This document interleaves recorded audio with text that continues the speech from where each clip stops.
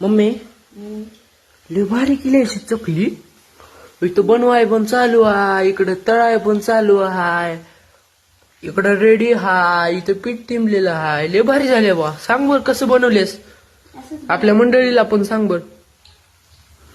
हे सांगायचं का मंडळीला आपल्या रेसिपी सांगावं पाहिजे. हा रेसिपी सांग. आणि आपल्या मंडळींना आपली रेसिपी आवडेल का? पण एकदम साधी सोपी पद्धत आहे आपली.